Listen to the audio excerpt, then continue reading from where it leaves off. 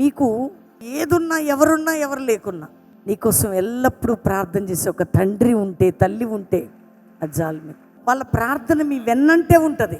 వారు శారీరకంగా ఒకవేళ ఎక్కడెక్కడైనా మీటింగ్లో తిరుగుతున్నా వారి మనసు మీతోనే ఉంటుంది. మీరు యోగ్యులు కావాలని, మీరు పరిశుద్ధులు కావాలని, మీరు పరిపూర్ణులు కావాలని, మీరు అన్నిట్లో సంపూర్ణులు కావాలని, మీరు ఎప్పుడు కొదవలేని వారిగా కావాలని, మీరు నిలబడాలన్నదే మా తాపత్రయం అండి. దేవుడు అందుకే పెట్టాడు మమ్మల్ని. ప్రతి దినము నీ కోసం ప్రార్థన చేయటం, ప్రతి విషయము నీకు నేర్పడం, ప్రతి విషయము. అందుకని మెంబర్షిప్ ఉందా అని అడగడానికి కారణం ఏంటి తెలుసా? ఒక రిజిస్టర్ ఉంటుంది మా దగ్గర, అందులో ప్రతి పేరు ఉంటుంది మా దగ్గర. మా కన్నీరు ప్రతి పేరు మీద పడుతుందనే నమ్మకం మాకు ఉందండి. దీవారాత్రాలు ప్రార్థన చేసే ఒక నాయకత్వం కలిగిన ఒక తండ్రిని, తల్లిని మీరు సంపాదించుకున్నారనుకోండి, మరణకరమైన అపవాది ఎదురొచ్చినా మీకు అండగా ఉండబోతున్నది ప్రేయర్. బయటికి వెళ్ళి ఈరోజు వస్తున్నామంటే నీ వెనక చేతులెత్తే హస్తాలు నీకోసం సిద్ధంగా ఉన్నాయి. మీ జీవితం బాగుపడడానికి బ్యాక్ ఎవరో చూసుకో, యేసయ్య తర్వాత. ఎందుకు అపోస్తలుడైన పౌలు తిమోతితో నా ఆత్మీయ కుమారుడు, నా నిజ కుమారుడా అంటాడు. అందుకనే తండ్రిగా నేను ప్రార్థన చేస్తున్నాను అంటాడు పౌలు గారు. మీరు ఎప్పుడు సంపూర్ణులు కావాలి, గొప్పవారు కావాలి, దేవుని ఎదుట మీరు యోగ్యులుగా నిలబడాలని ప్రార్థన చేస్తున్నా. ఎక్కడ మీరు అయోగ్యతలో ఉండకూడదట. మీరు యోగ్యులుగా మిమ్మల్ని నిలబెట్టాలని దైవజనుడి ప్రార్థన, కన్నీరండి. సండే సర్వీస్ ఎందుకు తెలుసా?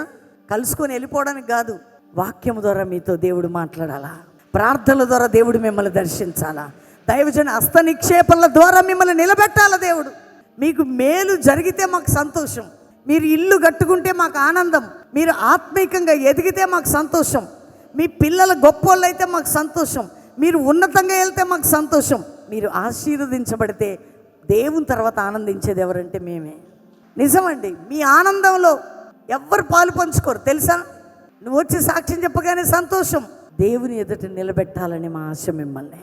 అంతేకాక మిమ్మల్ని కించపరిచిన వారి దగ్గర, అవమానపరిచిన వారి దగ్గర మీరు బలవంతులుగా నిలబడాలన్నదే మా ఆశ. అందుకే దావీదు ఒకటే ఒక కోరిక కోరతాడండి.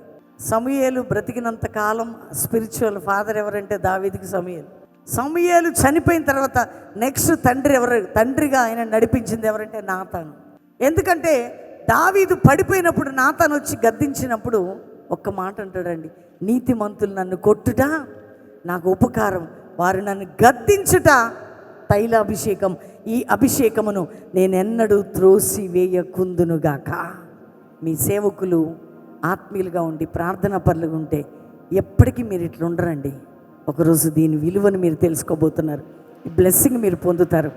ఒక కాడి విరగొట్టబడుతుంది, గొప్పవారు అవుతారు మీరు.